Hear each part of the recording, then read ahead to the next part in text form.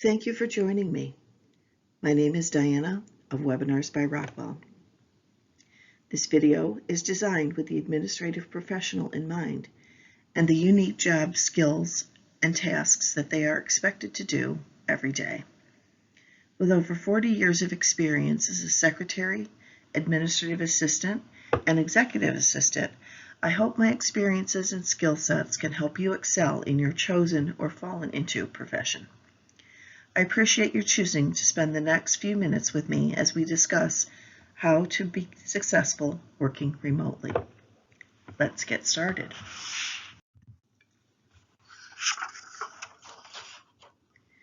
In this video, we will be discussing now what?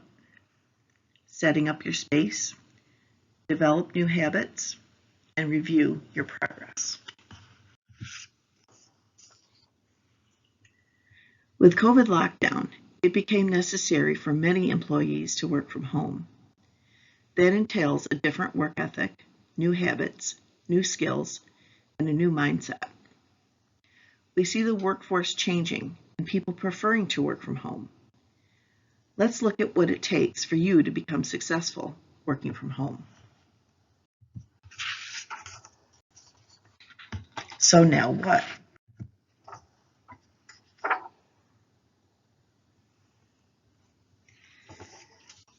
So what to do?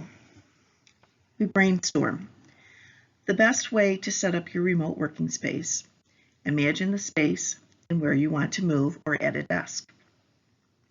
Take the necessary equipment and supplies home with you and keep the lines of communication open with the office. You will need to establish regular one-on-one meetings with your boss or bosses. You want them to feel you are still responsible and reliable while working from home. What not to do? Don't plan a home renovation since you'll have so much free time. When the pandemic hit and my employer sent us home for our safety, I watched as many of my coworkers began massive home renovations or closet cleanouts, room overhauls, the creation of home theaters and craft rooms. This is not what you're supposed to do while working from home and during work time. So if you decide to do these things, just be conscious of your time on the clock and schedule a vacation to do it or do it in your off hours.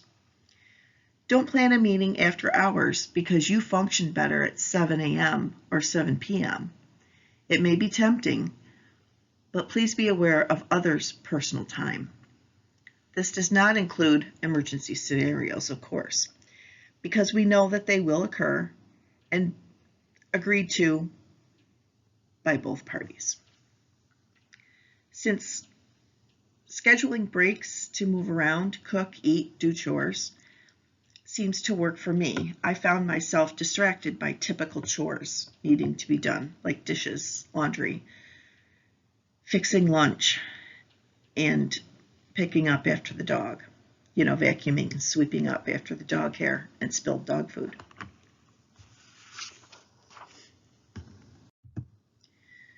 Setting up your space. Get what you need.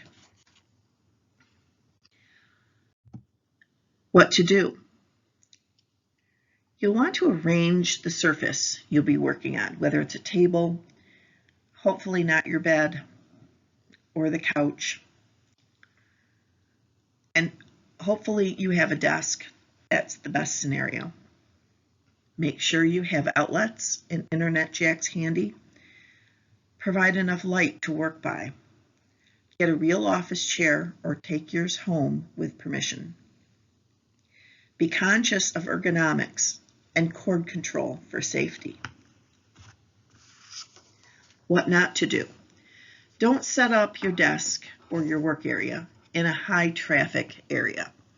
If your family members are going in and out of the room all day, they may be seeing confidential information or you're putting work information in jeopardy, and it would interrupt your train of thought often.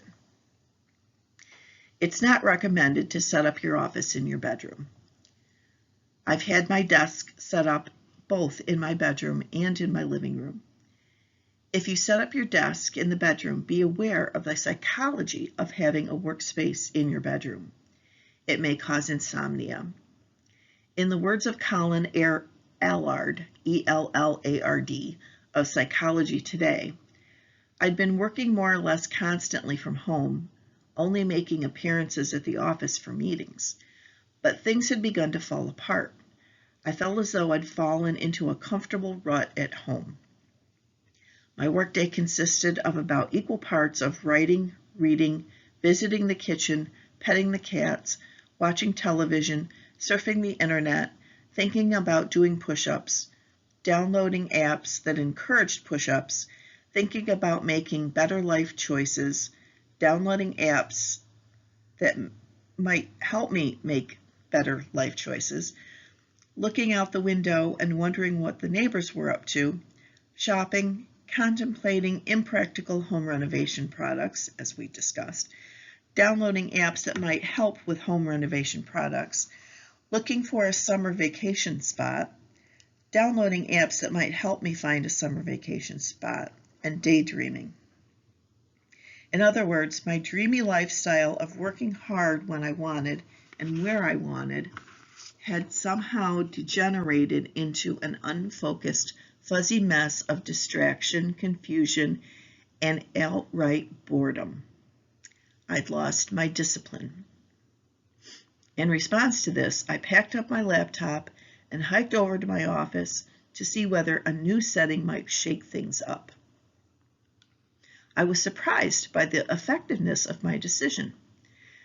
Within minutes of settling back into my office chair, I was firing on all cylinders again, writing, thinking creatively, planning new projects.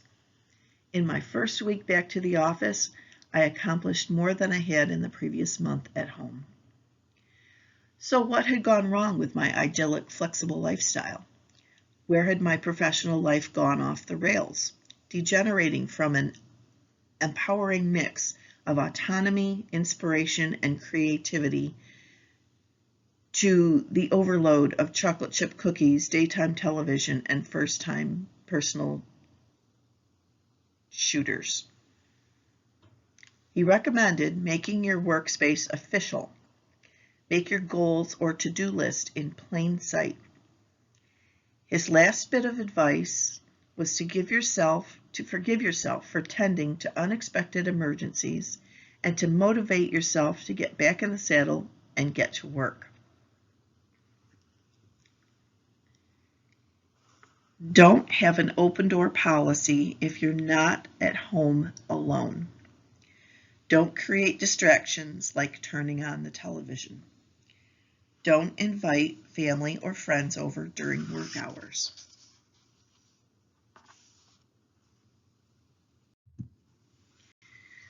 So we need to develop new habits and adapt your work style for the new environment.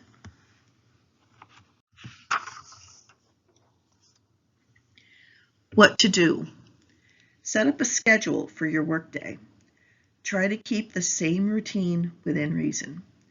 Go to bed and get up at the same time you would for your work schedule. When you need to go back to the office, it won't be a stretch to meet that required timing. It's like letting your kids stay up late during summer vacation. If you allow it, you need to reorient them a week or two prior to school starting, so it's not a huge change to their schedules. Keep up with your inbox. You don't want to end up missing something important by not keeping up with your inbox. Remember, the more communication, the better, so your colleagues don't think you've gone rogue and are skating on your work. Do like tasks together. That's old advice, but still wise to do. If you do them sporadically, you'll waste time going through the motions multiple times rather than just once or twice a day. Communicate more. As in item 2, more communication is better than less. You are not being seen by others every day. Emailing, Teams messaging, or phone calls will go a long way to ensure they know you are doing your fair share. Your coworkers are very aware of others' work habits, and all is well until someone is given an advantage that they haven't been. Be transparent. For example, every time I went to Walmart to do a grocery pickup, that was just a pickup, I wasn't shopping, my boss would call me. It made me look like I was goofing off and not working when I was punched in. I tend to schedule them between 2 and 3 p.m. because it's not as busy, but that's also my natural biorhythm for eating. And I had to finally explain to him that I was at lunch and actually punched out, but would never ignore his call. He was glad I explained it to him and happy that I was getting my work done and he didn't have to worry about my work ethic. Keep a task to-do list. It's easy to lose track of what needs to be done when you're not used to being in the office and getting cues from others to trigger you to do a specific task. For example, I forgot to track our software renewals, and a couple were missed because they were sent to someone's email that was no longer with us. This was a big part of my job, and I lost sight of that portion because I was still in shock that we were working from home, and it ended up being lost in all the emergency things that we were doing, looking for webcams and jetpacks and those types of things. It helped the budget in the short run, but we were overdue on several contracts, which put us at risk of losing systems frozen from use or support. Take breaks, schedule them if you have to. Being in the same room day in and day out, it was difficult for me to separate work from home. I actually had to dress better while I was working with a blouse and jeans rather than sweats and a t-shirt. I would change into more comfortable clothes after punching out to make the differentiation. But for a while, I always felt like I was at work because the desk was literally 3 steps away from my bed. Because you're in the same setting 24/7, you need to take breaks. Make sure you eat at regular times. Sometimes just standing up and walking around helps break up the monotony of the day. Sometimes just sitting outside for 5 or 10 minutes with a cup of coffee or a cold drink lets your mind rest enough so that you can focus on the rest of your day. And what not to do. Don't ignore calls from work. This may not be a necessary thing to say to most people. However, we did have someone who was working from home prior to the pandemic who did just that. Even though she was a new mother, she was supposed to have childcare and continue to work. She still collected her 40 hours of paycheck, but ignored calls, emails, and even text messages for hours on end. And when she did respond, she only delegated everything to other workers. Don't take day trips and post them on social media. When we were sent home initially, March 2020 in New York State, we still had colder temperatures. But when spring came, I kept seeing people posting on Facebook the hikes in the park with their small children, day trips to Niagara Falls, 3 hours away, visits to local wineries, and many more, all during work hours. They were salaried workers rather than hourly, and I believe they were taking advantage of the situation and not putting in the number of hours others were. Try not to be distracted by the dishes, laundry, your errands, etc. It's difficult, I know, but plan to do chores during breaks or after work hours. You may be able to run an errand, like go to the DMV during lunch, and if you go over your allotted time, work longer that day. Just be honest and honorable in your work time versus personal time. Don't keep your young children at home and expect to work 40 hours. This may be obvious to most, but some people assumed that they could work during kids' naps and get everything done in a lot less time without all the office interruptions. My former boss used to expect 6 hours of work a day from a staff member allowed to work from home. That's what she expected after you cut out all the diversions of conversations, walking to other offices, waiting in line at the office copier, or using the restroom. Review your progress. Meet with your boss for a progress report. So what to do? At regular intervals during your one-on-one meetings with your boss, check in to make sure you're meeting expectations, or schedule a meeting specifically to discuss your workflow and success rate. Discuss ways to streamline or eliminate work. What not to do. Don't wait for your boss to tell you that they are happy or unhappy with your performance. Don't ignore issues that you're having with your boss or coworkers, like communication issues. I think this is extremely important because they don't know there's a problem unless you tell them. Especially with them not having eyes on you daily, they don't see your body language cues or hear you complain. During my working from home stint, I found that procedures for workflow and paper flow needed to change to meet the needs of working remotely. At first, we were wiping down our groceries. We didn't want to handle paperwork from one to the other in case it was infected, so we had to move everything to remotely.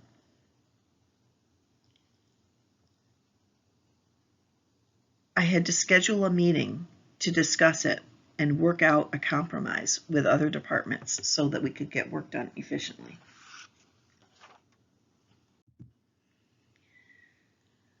The way to get started is to quit talking and begin doing. I love this quote by Walt Disney. As admins, we are the doers. So let's keep doing.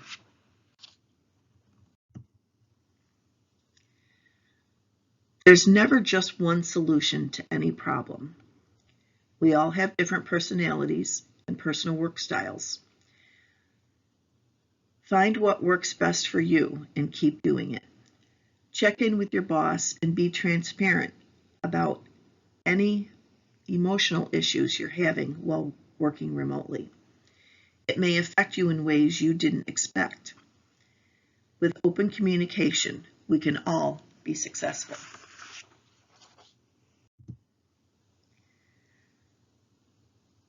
I'm sure there's a lot more that can be added to this discussion.